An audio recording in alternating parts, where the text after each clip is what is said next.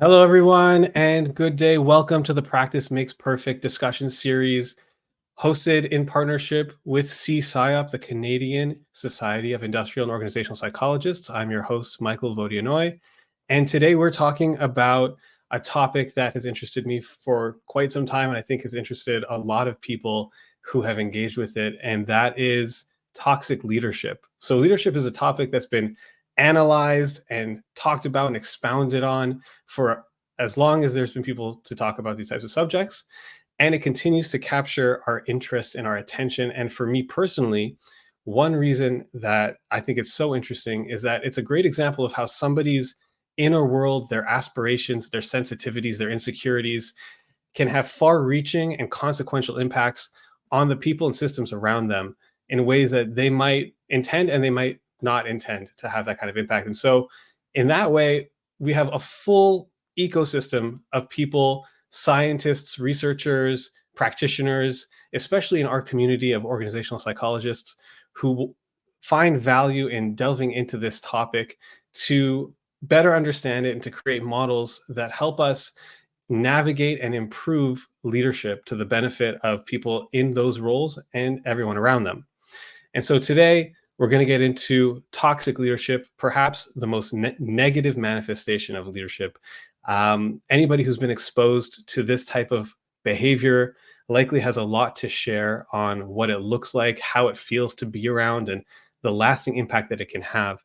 And so my hope today is that this discussion will help us better identify toxic leadership behavior, understand a bit of the context around it, and how we might take some positive action to remediate the situation that we might find ourselves in if we are around a toxic leader. And so today, I am joined by Dr. Laura Hambley Lovett, an organizational psychologist, keynote speaker, business leader, adjunct professor, author, and podcast host. So I'm going to briefly introduce Laura before handing it over to her. So some of Dr. Laura's areas of expertise include leadership, team and culture development in organizations, remote and hybrid workplace success, toxic leadership and cultures, career development, mental health and burnout, and building resiliency.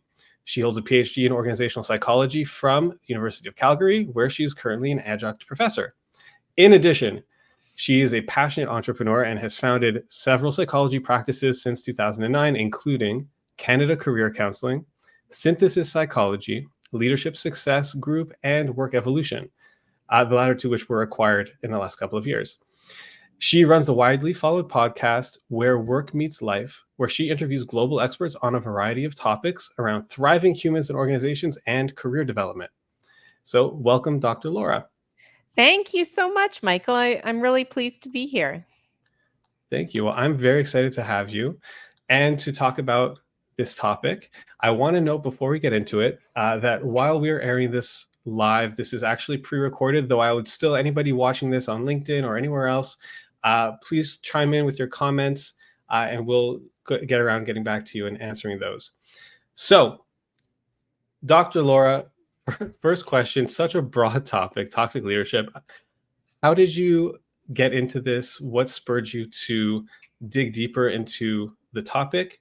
And how do you feel it's different from other forms of bad or ineffective leadership that we might see? Yeah, no, that's a great question. So I had seen so much in my career, helping people navigate career change, working with leaders, executives, doing climate and culture work. I had just seen a trend, I guess I could say, a trend of more and more instances and evidence around toxic leadership, leading to toxic cultures and harming people's health and mental health. And I just thought to myself, wow, is this increasing or what's going on? And it has such negative impacts. And I wondered what could be done about it and why aren't organizations doing more? And I just kind of fell into the topic. I said, okay, like I'm going to look into this. I have research students that work with me from the University of Calgary. I want to understand this whole notion of toxic leadership. And I want to try to make a difference in terms of educating, building awareness, helping organizations to deal with it, and helping people to navigate it. That's awesome. So, sort of spurred by just the need that you were seeing and the people that you Mhm. worked with, some of the shifting tides. So what are some of the, um, maybe take us through how you started to think about toxic leadership through some of the ways that you've started to investigate it. Sure. And I've experienced it myself in my career. So, and I think a lot of people have. And when I bring up the topic, most people say, "Oh, I've had one," or "My partner's had one," or I mean, it's just so highly relatable, which tells me that it's a prevalent topic. For And when I sure. would post on it on social media and stuff, I get a lot of people commenting and really wanting that information.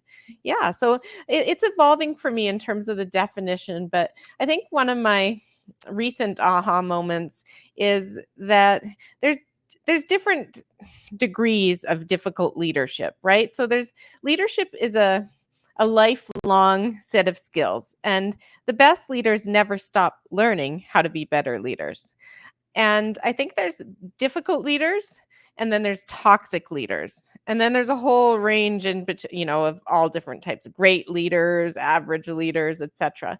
The difficult ones are definitely challenging and frustrating, and we learn from them. We learn what not to do. We also learn how to navigate them and deal with them. And I think most people have dealt and had difficult leaders. And I did a podcast episode recently on a book called Managing Up, and it was all about how do you manage your manager?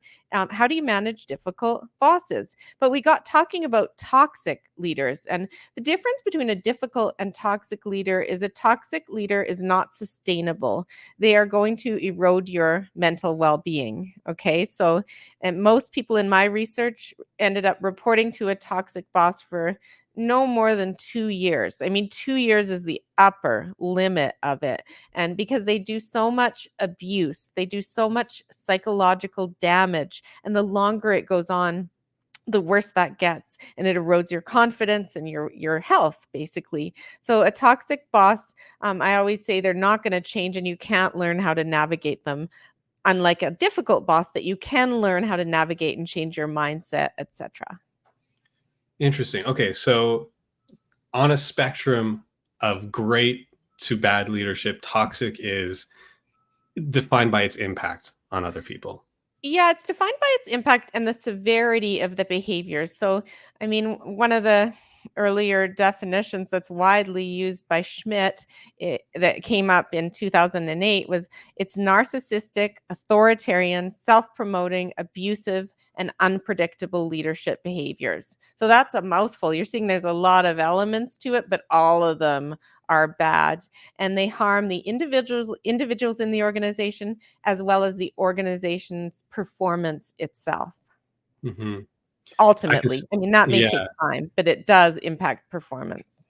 yeah. So I can see what you mean, like with some of those qualities being unpredictable or self-interested, narcissistic. I think everybody probably has certain tendencies around that would make them more difficult to be around. But when somebody hits a threshold, probably of some of those Mhm, behaviors, is when they really start having that level of unsustainable negative impact on other people. mhm. And to your point earlier, like you said, a lot of people, I don't know the percentage, many people probably have had exposure to toxic leaders at some point in their Mhm. careers. And I have to imagine that at some point this conversation becomes like half a therapy session more than some, intellectual discussion, because everybody's probably, I personally, I can feel very close to it, and being able to feel the tension in my shoulders talking about some of these things. Like I think a lot of people feel that way. Yeah, Uh, and it yeah, has a lasting impact, unfortunately, so you remember that toxic boss years later. When I did my absolutely. research, I wanted people who had reported to the toxic boss in the last 3 years, and that wasn't enough time, so then I made it 5 years, and but people were approaching me and saying, "Oh, darn, that was 7 years ago, but I remember it like it was yesterday," right? Yeah. Because, yeah, the behaviors are so significant and so impactful to you that you just don't forget. No, definitely not. And I think one of the values of helping people spot it, is that you don't always realize when you're in it how much of an effect it's having on you, but the prolonged exposure in that environment, what I found in myself and other people who've gone through it is, it takes time to recover, And only when you're out of it do you really realize what the toll has been Mhm. that you've paid. So spotting it earlier, getting yourself out of that situation as you can is, I think, a really important thing to be working on. And that's why I'm all about what are the early warning signs before you're even hired? Yeah. What are the early warning signs of a toxic boss and how the behaviors manifest and play out over time? And what are the different styles or personas of it to look out for? And then how the heck do you protect yourself while you're in that spot, but make an exit plan, exit and recover? So I'm about the whole life cycle of it on the individual. Yeah, yeah. And so I want to get into how to spot it and some of the things, some of the themes that you've picked up on. You already talked about some of the behaviors, and then also how you get yourself out of that situation. But you mentioned something earlier that was interesting, which was um, it like you can't change it. It's if I'm misquoting you, but it was the toxic leadership or toxic leadership behaviors, however you want to think about it, is something that seems a little stickier than just being a little difficult. I'm curious if you could share a little bit more about your thinking on that.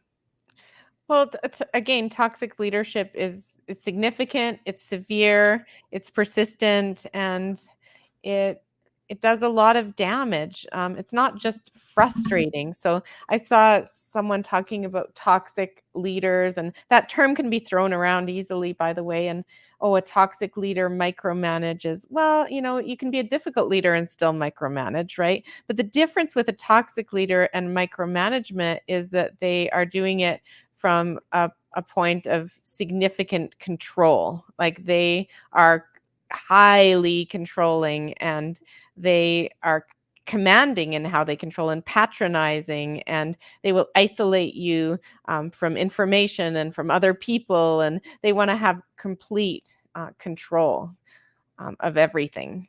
So that's different than just a micromanager who gets in the weeds a little too much, and you feel like they're watching you. It's different. It's more pervasive. Michael, does that make sense? Yeah, yeah. And I think one thing I was thinking about also was the extent to which somebody who can be described as a toxic leader might be aware that they're doing that or not, or have intention that they're doing that or not. And it sounds like, based on how you're describing it, it really doesn't matter, right? At the end of the day, it's how people are experiencing the way the person's behaving. Exactly. But if I had to say it, I'd say a lot of them are not very self-aware of the horrendous impacts. They're just not. Right, right. And I guess, if somebody's in a situation, let's say you're a senior leader and you have a leader reporting to you who is a great performer, who, might have, a lot of tenure with an organization, but you're starting to see the signs, see the complaints, that there's toxic behavior. Your first instinct might be to try to fix it. Um, and that may not always be, or even possible, never mind, the best approach based on some of that. Yeah, no, exactly. And I mean, oftentimes what'll happen in the situation is the person will be left with, do I report this? Do I talk to HR? What do I do? Right. And it can be a really tricky decision because sometimes HR is caught in the middle of this whole mix. And if you report it to HR does not have a lot of control over the toxic leader, in particular, if they're in a senior role or an executive role. It makes it really unlikely that HR will be able to take some action that's going to change things significantly. So then you have to decide, right? How you're going to survive, and more importantly, how you're going to exit. And most people I talked to in my research said, I wish I had left sooner. I really thought things might get better. I thought if enough of us were suffering, the organization would make a change, but I wish I had left sooner. Yeah. Yeah, I get that. I get that. Um, okay, so I'd love to get into a little bit more about um, how you've gone about investigating toxic leadership. So if you could tell us a little bit about the research that you're doing, and then some of the themes that you're starting to pull out and the insights you're seeing. Yeah, sure. So we started off with a qualitative study where we interviewed 20 different people who had reported to toxic leaders in North America. And they have had to report within, had to have exited the reporting relationship. So it wasn't people currently working with toxic leaders, but they had to have worked with them within the last 5 years, so that the memories would be recent, Mhm. and all different industries. So I covered a range of industries, and we also covered a range of different levels. So someone who was at a VP level reporting to a senior vice president, that would be an example of someone in my research. So Mhm. some were leaders, some weren't. A lot were in Canada, some were in the US. And the interviews were about an hour, I'd say, and we got tons of information and data, and then had to pour through this all and get themes together. So I had a wonderful research student, Renee, helping me, and we got through it and came up with a lot of themes, which I'm still sorting through as I continue this work. And then the plan is to follow up with a survey, where we can get more of the quantifiable data. Right. So first of all, I love starting like your approach to starting on a topic like this by getting people's reflections and experiences. Was there anything beyond some of the themes that you started to pull out, any striking reflections or moments that came out of those discussions? That's a great point. I'd say some of the examples, because we pulled out stories, and some of the stories were just really profoundly disturbing. So, very, very disturbing stories of behaviors that are just so toxic and so damaging and harmful. And I had a number of people in tears, and they were still emotional about it, talking through it. And I just could see the impacts. And I thought to myself, gee, I'm so glad I'm researching this topic so I can help make a difference here. Because these people, even though they've left, they're still suffering the after effects. So there was that. And then there was, gee, again, that statement of I wish I had left sooner. Yeah. There were some warning signs. There were some warning signs, but I just kind of ignored those early on, and I wish I hadn't. And there's a life after a toxic boss. I've landed. I'm somewhere that's much better. Um, but I didn't think I could land. Your self-esteem is eroded, and you think, because they've belittled you and made you feel low and not competent, and then you feel that you bring that with you into the next role, and you need to rebuild that confidence. Yeah. Yeah. And I think some of that, like questioning your confidence, uh, ties in a little bit to I'm even curious to move through the stages where somebody sort of starts a relationship with a toxic leader, moves through the process of working with them, and then eventually exits.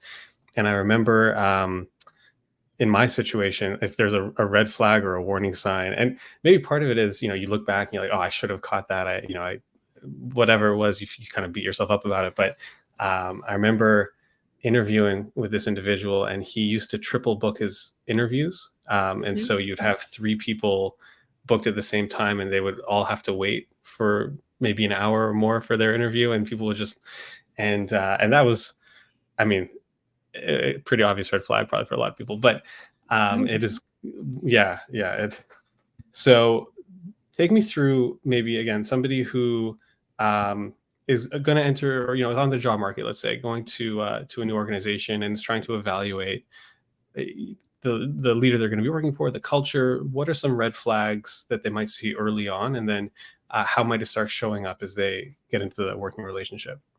Sure. So a history of turnover. So if there's been a lot of turnover under that leader, that is a red flag, I call it. Mhm. So and they'll often have excuses as to why, right? Oh yeah, there's been lots of people that have left, but we outgrew them, or they weren't a fit for where we're headed and our new strategy, or they'll make excuses for it. But if people leave en masse, it's definitely a warning sign to look into further. And it's always the best if you can talk to some people who have worked there, knowing that they'll have a bias, right? Because when we leave a job, we may have a bias against the organization because we decided to leave. However, there may be some people that open up to you further about why. And sometimes it's not what they say, because they're often really careful about what they say, but it's what they don't say. So I say, Michael, how was it reporting to John Doe at this other organization? And oh yeah, it was fine. It was an interesting work. It was interesting work. And I might say, well, that's not an accolade, right? That's something's going on there, because normally you might say some really positive things about your leader, but it's what you don't say. Yeah. Yeah. No, and that's probably somebody who is hesitant, like maybe like you said, they might be biased against, but that's somebody who might be hesitant to share too much about, maybe a vulnerable experience that they had, Mhm. um, or might even still feel, I don't know, worried or scared in some way to tell the whole truth about it. Yeah, but if you can talk to people and say, "Hey, I'm thinking of going in here. If I were to go in here, what advice would you have for me to successfully work on this team and for this boss?" And how they answer that might give clues as well. Right. Well, you better be willing to be on call on the weekends, or whatever it is that it might come through, and you might get some signs. Okay. And being on call on the weekends might work for you at your stage of your career or your values, but just be really aware of what your values are, what's important to you, and then see how they treat you in the hiring process. Like your example, did they stack interviews and make you wait? Or another one is if they are calling you in the evening or weekend during the interview process, right? They're not respecting normal work hours. That could be a red flag, again, depending on the industry. If it's a role for shift work and stuff, maybe that's fine. But in an industry that's normally a 9 to 5, and they're after hours at you, that's a sign. Yeah. And another sign is if they're expecting you to do a lot of work before you're even hired. It's one Mm. thing to have to do selection assessments and Yep. recruitment, interviews and work, but it's another to have them send you a whole bunch of stuff to review before you're hired. Almost like doing some of the job, or, well, we expect you to be, fully ready to hit the ground running, before you're even hired. So like things like that are just a red flag. It disrespects your time and value. Yeah.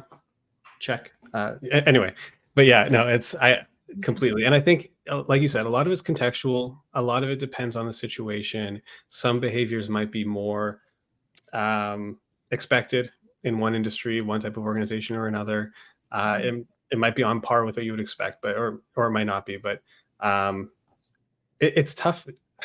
It's a tough process. I mean, ultimately, job seeking is a hard thing, and being honest about the realities of what you're experiencing or seeing can be hard too when you have different motivations. But I think the cautionary point is you don't realize the damage that's happening when you get into that situation. It's not always easy to leave.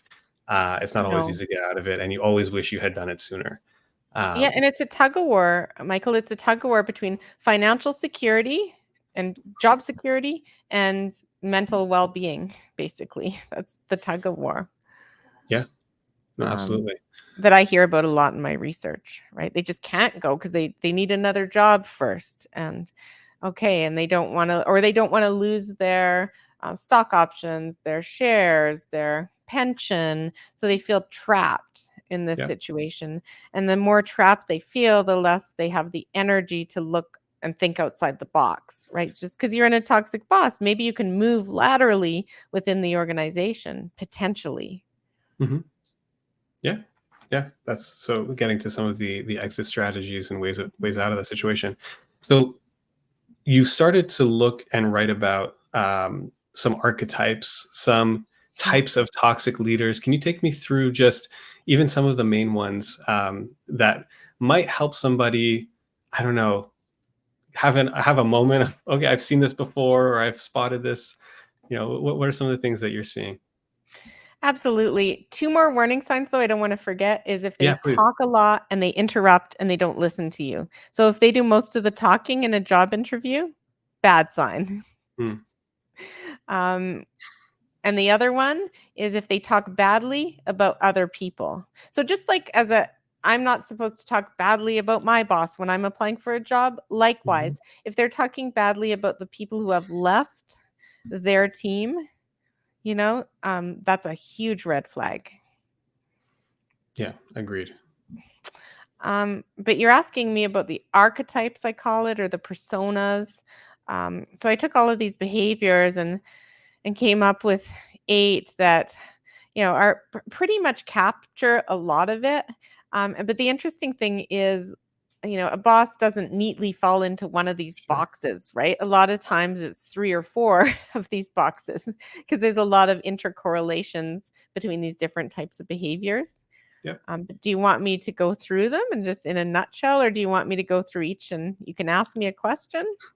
Well, are there a couple maybe that seem to come up more commonly? Again, like you said, there's a lot of interrelationship between them, but I feel like the value of expressing this as a persona is that it just connects people a little bit more to the picture that they might see in front of them as opposed to behaviors. So I'm curious if there's a couple personas that stick out to you that maybe have really emerged out of some of these conversations.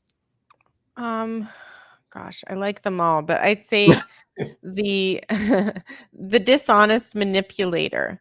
So the dishonest manipulator is inherently dishonest. They lie, they create environments of mistrust between their team and between their colleagues. They're very adept at manipulating the truth.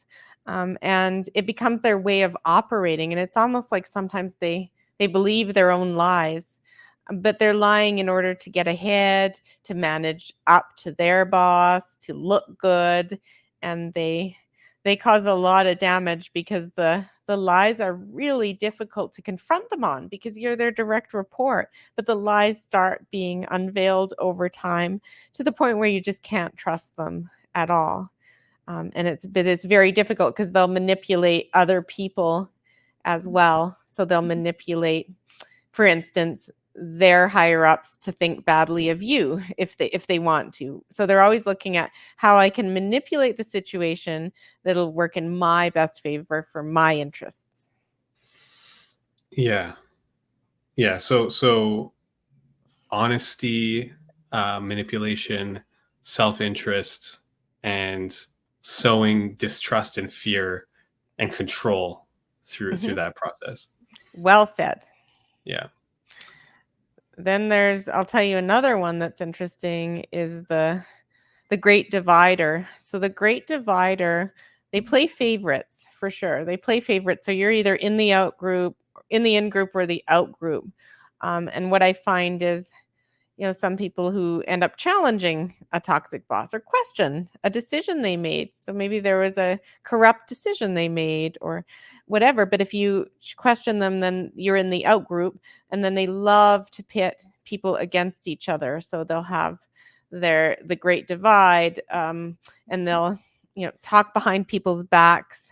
They'll throw you under the bus. They'll throw other people under the bus. So there's a constant underlying conflict going on in the team, and they can very much isolate people from each other. So you no longer have a peer group that you can go to for support, because they want you to be more isolated from each other. They don't want people to stand up against them as a team. So they totally wreck the culture of the team.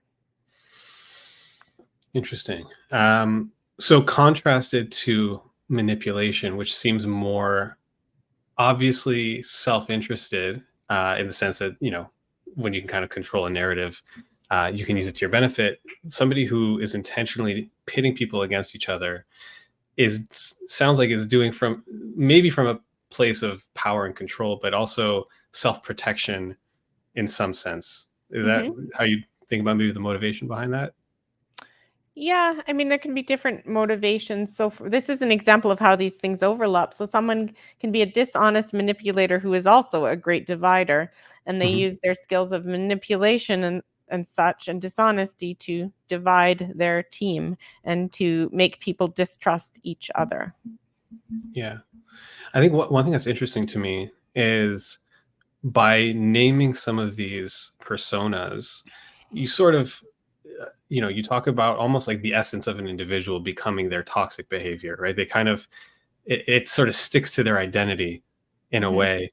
But at the same time, you have to imagine that, this same person earlier on in their career never maybe exhibited these types of things, these types of behaviors. This might have emerged. Maybe it was latent or something, or it was modeled over time and they started to become more Mhm. comfortable with that. Mhm. But presumably, right, it wasn't always that way for every person who falls Mhm. into these types of personas. So in that sense, I'm curious if you have any perspective on the journey to acquiring or settling into the toxic leadership role, and some of the, maybe not predictors is too researchy a word, but like some of the environmental factors that might go along with that. Oh, that's a big question. So you mentioned the word, so role modeling. So yeah, a lot of times they may have reported to this type of boss themselves and they've learned the behavior. So that can happen.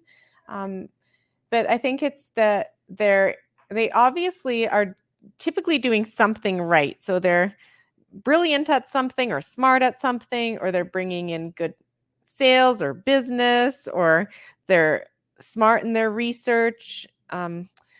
They're doing something well and it gets rewarded. So they get promoted. But then I think the more that their behaviors are enabled and they're not held to account by their own supervisors, then they just become more and more entrenched and they get away with it. Hmm. Yeah, I think it makes the case for greater sensitivity to somebody's leadership qualities early on, right? Where they Mhm, might be worthy of reward or something because of how they're performing, but it's not always a promotion. It's not always putting them in a new mhm, situation that's going to start to express some of those other qualities. I mean, being a leader in a hierarchical sense in an organization is a whole different job than, being a great individual contributor, and so somebody who might have those tendencies, which are hard to pick out when they haven't really been in that situation before. Um, mhm, but in, mhm. in a general sense, being really sensitive to how people perceive this person's interpersonal skills and integrity, I think, uh, only come to matter more and more the longer they progress. Yeah, exactly. But the biggest thing in my mind is organizations need to be finding out from the direct reports about these behaviors in a regular fashion. So we don't have enough upward feedback, and we don't have enough upward feedback that's actionable. We have developmental feedback, so 360s, for example, but the data from a 360 isn't typically used to address these behaviors. The Sure. behaviors come up. I've seen them in 360s, but they're not when they're developmental in nature, it's hard to take that and say this is serious. We need to act on this like externally. It's more about oh no, let's develop these things and let's make a Yep. development plan. And I just think and I think the engagement surveys and such, they do get hot spots. They'll pick up on hot spots if something's going on with the leadership, but I don't think they get to the bottom of it enough. Well, maybe And not directly or quickly enough either. mhm, Like it's might take a few years to start seeing a recurring theme, and it doesn't always come out right away unless there's incidents or something really obvious. mhm. It can be hard to pick out. And if there is something, okay, that's a hot spot, and if you're a very manipulative person and you're very convincing as the toxic boss, you can talk your way out of it really well, right? You can say, "Yeah, Michael's complaining about me, but he's a slacker, right? He's looking for a reason because I gave him some feedback. He wasn't working hard enough." And they'll twist it and turn it so that you're kind of put into a category and your voice doesn't matter. So they're able to twist and the data. So we got to be really, really careful of how that data makes its way to them and to the other decision makers in the organization. Yeah, and I think some of what you're touching on really helps frame the relationship to being toxic as opposed to being difficult. Hmm. The lack of self-awareness, the sowing of distrust amongst people all around you. I think it creates a negative ripple in a way that being difficult doesn't really, to the same degree. And so again, I think leadership in general is so interesting to me because it's such a key point of influence across a system that one person can have, just in how they behave, how they talk, how they interact with each other. um, and the most, I think, really the most negative manifestation of that, I think, is just a really interesting and painful. I don't want to just say interesting because it's a lot more than that. It's very real Hmm. when it comes out, but a really important thing to be very honest about, to be thoughtful, to maybe know when you need to have the urgency around it, and Hmm. when it's not that. I think that's all really important. I think that's where people can slip is, is this the thing? Is this really toxic and something we need to address immediately and very resolutely? Or is this something we can work with? I think Hmm. having an Yeah. understanding of boundaries and impact, I think, is really important. Mhm. In this day and age of there's a mental health crisis going on, and we're very, very concerned about inclusion and belonging. Toxic bosses work against those things. They're the worst for your mental health and the worst for your inclusion and belonging, right? So again, we got to say if our organization values these things, if we say we value mental well-being and stuff, then you got to be looking out for toxic bosses and addressing it in a very rapid manner. Hmm. Yeah, yeah, absolutely. And again, I think, the types of things you're talking about, belonging, inclusion, I mean, those are the types of messages that organizations want to continually be communicating across their culture. And the lack of action sometimes around toxic leadership Mhm. sends the exact opposite message. Yeah. And like you said, works exactly against all of the different energies and initiatives around how you make people feel included in an organization. It really does, and then you become so hypocritical because you say it on your website, and then you have this going on, this dark underbelly of your organization that and then you're turning a blind eye at the top to it. And HR is often put in a difficult position. Like they Yeah. they really are, because I know they want to make a difference, but it's really hard when they have to navigate the politics of doing so. And I've had cases in my research where HR went to bat for someone and was let go or was bullied and harassed by a toxic leader Hmm. for Yeah. No, stepping in that. Right? Yeah. So terrible. yeah. I don't think anybody wants to be caught in that situation where they are trying to, in any sense, really, like to be any person around that situation, I think is scary and worrying, because it leaves you vulnerable, really, no matter who you are. Um, so with a couple minutes left, maybe just uh, tell us how we get out of this situation should we find ourselves in it, whether you are in HR, maybe you lead somebody who is a toxic leader, you report to somebody who's a toxic leader. What do you need to be doing? And really, I guess the word is exiting, but how do you, if you can, and it's a complicated question, but can you give us some insight into how you remediate that situation or what to be thinking about? Well, I mean, there's coping and setting boundaries, which will work for a certain period of time. So, coping and setting boundaries means how can I get through this and have some support because it's so difficult, but how can I have some support and set boundaries as best I can, keeping in mind that really can tick off a toxic leader or toxic boss. I call them toxic boss because I don't think they should be called a leader. I'm very protective of the term leader. I Mm, think it's overused, and it's actually an honor and responsibility to be a good leader. Anyway, That's a tangent. But I would say having supportive relationships, finding support, whether that's professional resources, um, hiring a therapist to help you, a counselor, working with a career psychologist like my team at Canada Career Counseling, where you can talk through this situation with a third party and they can validate it, they can listen to you, they can help you develop some healthy coping strategies, both in the workplace and in your non-work life, because rest assured it trickles into your relationships, your family, your well-being. So we need to put into place habits and resources and taking care of yourself, your sleep, your health, making sure that you have some time to do things you enjoy outside of work. So you can see there's more to life than this toxic workplace, because when you're in it, it feels like it's your whole world. So yes, coping, setting boundaries. Some people use avoidance techniques, so they try to avoid as much as possible any time with their toxic boss. Mhm. And that works to an extent, but it also can backfire on you, because if they sense they're being avoided, they're not going to like it. And especially if they're an egomaniac, they're going to be offended and they're going to feel they're in a power struggle with you, because they're the boss and you shouldn't be avoiding them. You should be at their beck and call. So yeah, there's the coping, and then there's the actual making a career transition plan. So I say, are you going to look at options internally? What are the risks of doing that?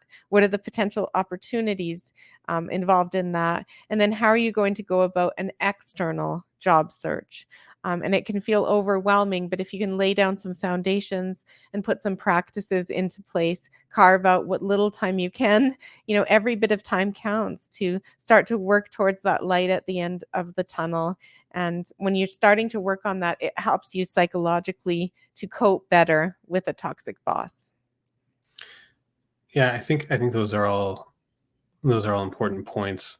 And I think part of it as well, when you're building boundaries and uh, making sure that you have good support around you, um, I feel like just such a big gap is just awareness of the reality of what you're actually experiencing. And when you do take time away and when you do have support around you, I think it's also so important to just be reflective and honest Mhm. about how are you feeling? How are you feeling Sunday night before you go into the office? How are you feeling in your gut before you go into a meeting?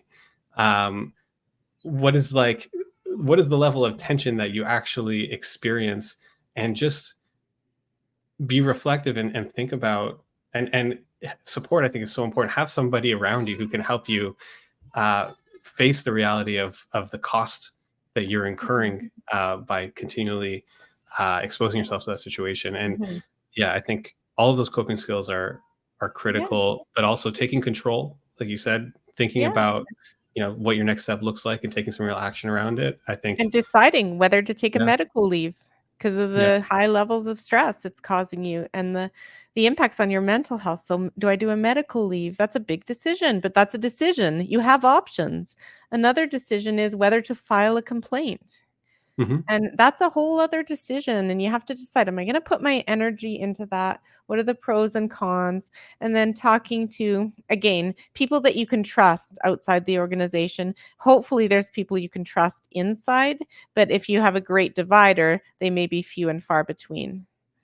yeah, yeah. Okay, so I completely agree, and I appreciate you coming on and sharing your thoughts and perspectives on this topic. If there's anything that you could leave somebody with who's listened to this conversation, um, and is resonating maybe to some of the themes you're sharing, what can you share? What can you leave people with on this topic? Well, no, you're not alone. This is a widespread issue and it touches every single industry, including some industries that I find really sad, like education and healthcare.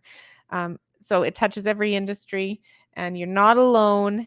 And there is a light at the end of the tunnel. And there are practices that organizations can use to start getting ahead of this issue. Absolutely. Well, thank you so much for coming on. And briefly before we go, where can people find you? So I have drlaura.live is my website. I have my own podcast, Where Work Meets Life. And I've been blogging a lot on this topic and doing videos and such. So LinkedIn, Laura Hambley Lovett on LinkedIn. You can find me there. I'm there a fair bit.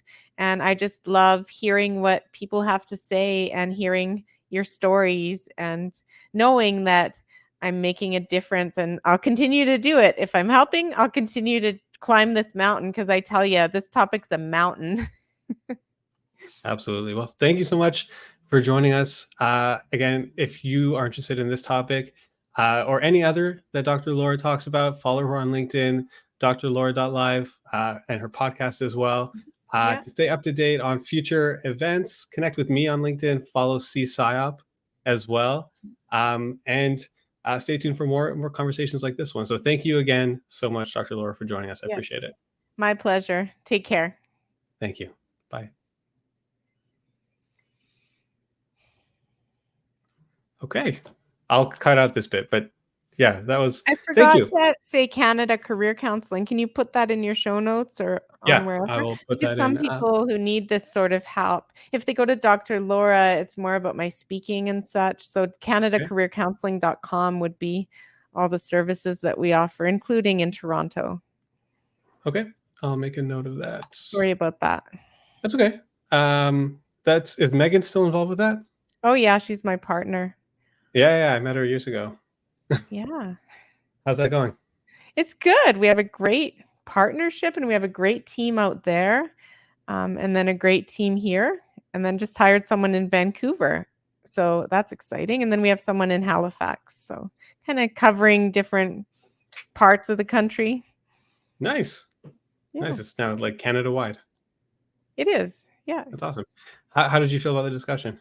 I thought it was great. I thought we had a good banter. I hope you got what you needed and I wasn't too all over the map.